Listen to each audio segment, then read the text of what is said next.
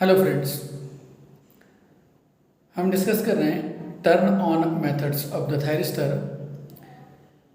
जैसा कि मैं आपको पहले बता चुका हूँ, थायरिस्टर को ऑन करने की 5 मेथड हैं। पहला फॉरवर्ड वोल्टेज कंट्रोल, दूसरा गेट कंट्रोल, तीसरा डीवी बाई डी कंट्रोल, चौथा टेम्परेचर कंट्रोल और पांचवा लाइट कंट्रोल। इसमें फॉरवर्ड वोल्टेज कंट्रोल को हम डिस्कस कर चुके हैं और आज हम डिस्कस करने वाले हैं गेट कंट्रोल, जो थायरिस्टर को ऑन करने की सबसे सिंपल एफिशिएंट मेथड है और बहुत ज़्यादा पॉपुलर है ये मेथड। ये थायरिस्टर का स्कीमेटिक डायग्राम है, ये थायरिस्टर का सिंबल है, 3 टर्मिनल एलिमेंट एनोड, कैथोड और गेट। कल की क्लास में कुछ बच्चे मुझसे पूछ रहे थे कि सर थायरिस्टर कैसा दिखाई देता है। ये थायरिस्टर इस प्रकार से दिखाई देता है। ये इसका जो टर्मिनल है ये कैथोड है और बीच वाला टर्मिनल ये एनोड है और ये जो आखिरी वाला टर्मिनल ये गेट है। अब हम डिस्कस कर रहे हैं थायरिस्टर को ऑन करने की दूसरी मेथड, जिसको कहते हैं गेट कंट्रोल, और यही थायरिस्टर को ऑन करने के लिए सबसे ज़्यादा यूज़ की जाती है।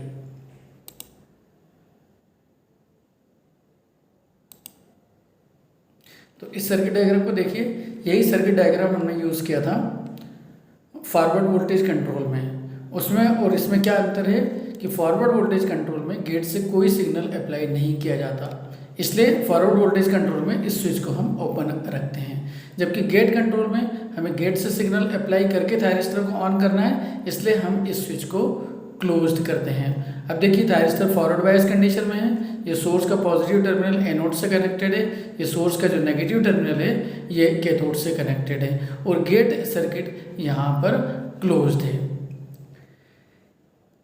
गेट से जो करंट फ्लो होता है ये क्या करता है, फॉरवर्ड ब्रेक ओवर वोल्टेज को रिड्यूस कर देता है। यहाँ पर देखिए ध्यान से, ये पॉजिटिव टर्मिनल एनोड से कनेक्टेड है, नेगेटिव टर्मिनल कैथोड से कनेक्टेड है और हमें मालूम है कि थायरिस्टर में 4 लेयर्स होती हैं, पीएन 3 जंक्शन होते हैं, J1 J2 और J3। ये जंक्शन J2 ये रिवर्स बायस कंडीशन में है और हमने ये इसकी जो पी लेयर है ना, इससे जो टर्मिनल हम बाहर निकालते हैं उसको गेट कहते हैं और हमने गेट को इस प्रकार से सप्लाई दी हुई है। अब अगर गेट से या वी कैन से इस सर्किट में अगर कोई करंट फ्लो होगा तो ये करंट क्या करता है, जो जंक्शन नंबर J2 की डिप्लेशन लेयर है उसकी विड्थ को कम कर देता है और अगर उसकी विड्थ कम हो जाएगी तो जंक्शन नंबर J2 को ब्रेक करने के लिए जो वोल्टेज हमें अप्लाई करना पड़ेगा वो भी कम हो जाएगा। इसका मतलब गेट सिग्नल क्या करता है, ब्रेक ओवर वोल्टेज को रिड्यूस कर देता है। देखिए इस कैरेक्टरिस्टिक में भी आप देखिए, ये एक्स एक्सिस है, इस पर हमने गेट करंट को शो किया हुआ है, ये वाई एक्सिस है, इसमें हमने थायरिस्टर के ब्रेक ओवर वोल्टेज को शो किया है। तो जैसे जैसे हम गेट करंट की वैल्यू को बढ़ाते चले जाएंगे, ब्रेक ओवर वोल्टेज क्या होगा, ये रिड्यूस होता चला जाएगा। और अच्छे से समझते हैं इसको इस टेबल के माध्यम से। ये वो टेबल है जो हमने फॉरवर्ड वोल्टेज कंट्रोल में यूज़ की थी और मैंने आपको कहा था कि 30 वोल्ट जैसे ही हम अप्लाई करते हैं बिना किसी गेट करंट के तो थायरिस्टर ऑन स्टेट में चला जाता है। ये दूसरी टेबल को आप ध्यान से देखिए, इस बार हमने क्या किया है, यहाँ से 10 मिली एम्पियर का गेट करंट अप्लाई किया है और इस 10 मिली एम्पियर के गेट पल्स ने या 10 मिली एम्पियर के गेट करंट ने थायरिस्टर की ब्रेक ओवर वोल्टेज को कम कर दिया है। पहले थायरिस्टर ऑन कब हो रहा था, 30 वोल्ट पर ऑन हो रहा था और अब अगर हम 10 मिली एम्पियर का गेट सिग्नल देते हैं तो थायरिस्टर बजाय 30 वोल्ट के 20 वोल्ट पर ऑन हो जाता है। तो आपको समझ में आ गया होगा कि गेट करंट का क्या काम है।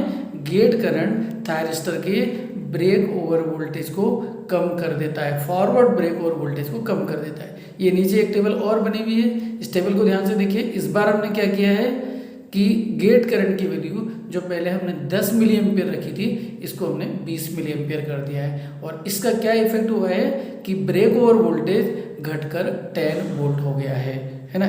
इट मीन्स अगर हम कोई गेट पल्स नहीं अप्लाई करते तो थायरिस्टर का ब्रेक ओवर वोल्टेज क्या होता है, 30, जो मैंने आपको समझाने के लिए लिया है। और अगर हम 10 मिली एम्पियर की गेट पल्स देते हैं तो थायरिस्टर का ब्रेक ओवर वोल्टेज जो पहले 30 था वो अब घट के 20 वोल्ट हो जाता है। और हमने गेट पल्स की वैल्यू को, गेट करंट की वैल्यू को और बढ़ा दिया तो ब्रेक ओवर वोल्टेज और घट के 10 वोल्ट हो गया। इट मीन्स अगर हमारा फॉरवर्ड ब्रेक हो, अगर हम 10 वोल्ट अप्लाई करते हैं तो हमें 20 मिली एम्पियर की गेट पल्स अप्लाई करना पड़ेगी, थायरिस्टर ऑन स्टेट में आ जाएगा।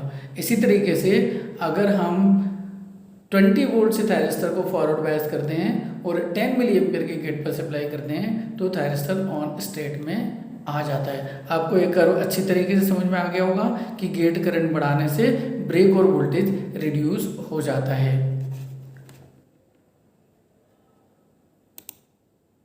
इसको हम कैरेक्टरिस्टिक में भी अच्छी तरीके से देख सकते हैं। देखिए ये फॉरवर्ड कैरेक्टरिस्टिक है और ये वोल्टेज अक्रॉस थायरिस्टर है ना। अगर हमने कोई गेट सिग्नल नहीं दिया तो इतना हमारा ब्रेक ओवर वोल्टेज होता है और ये हमारा लीकेज करंट है। ध्यान रखिएगा, ऑफ स्टेट में थायरिस्टर से जो करंट फ्लो होता है उसको लीकेज करंट कहते हैं। अब हमने गेट करंट की वैल्यू को थोड़ा सा बढ़ा दिया, ये देखिए IG1 that is greater than IG0, gate current की वैल्यू को थोड़ा सा बढ़ा दिया तो अब क्या होगा, जो ब्रेक ओवर वोल्टेज है वो रिड्यूस हो जाएगा। कम ब्रेक ओवर हम जो है जैसे जैसे गेट सिग्नल की वैल्यू को बढ़ाएंगे हमारा जो ब्रेक ओवर वोल्टेज है वो रिड्यूस होता चला जाएगा। फिर हमने और करंट की वैल्यू को बढ़ा दिया that is IG3 is greater then IG1, तो अब क्या होगा और कम वोल्टेज पे थायरिस्टर ऑन स्टेट में चला जाएगा। ये वीडियो देखने के पहले आप फॉरवर्ड वोल्टेज कंट्रोल जरूर देखें और VI कैरेक्टरिस्टिक का जो हमने वीडियो बनाया है उसको भी जरूर देखें। ये सर्किट डायग्राम है और ये VI कैरेक्टरिस्टिक है SCR की।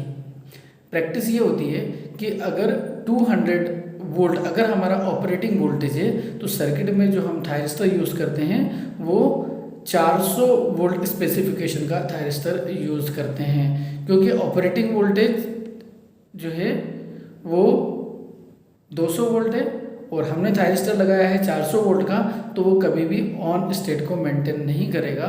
वो तभी ऑन स्टेट में जाएगा जब हम उसे गेट सिग्नल अप्लाई करेंगे।